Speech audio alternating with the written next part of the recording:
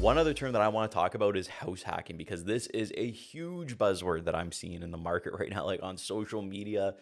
I don't know. I've been seeing it everywhere. Obviously, because I'm a real estate agent, I get a lot of real estate content in front of me. But house hacking is just this really cool word floating around, which more or less means you are buying a home and then renting out a part of it to help subsidize the cost, which, I mean, they're calling it house hacking.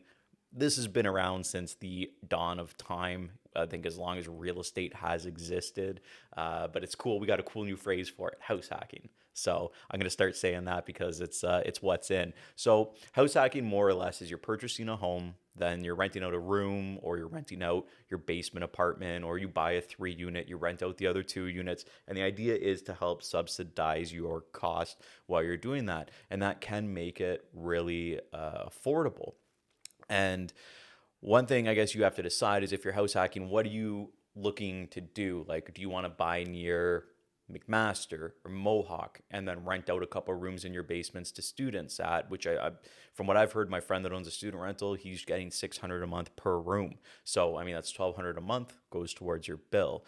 Another consideration is obviously renting it out to tenants, the separate units. This is like very common stuff. But one true advantage that I see to house hacking that I think should be utilized in this market is to purchase a home with your friend or a family member, a brother, a sister, something that has maybe a couple units where you can each have your own living space, but it's only costing you half as much to live in the home, and it's a way to get into the house.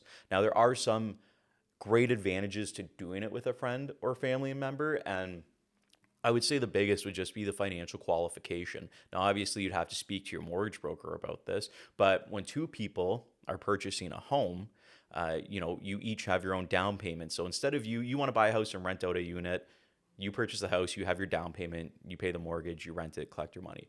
But you only qualify based on the income that you make.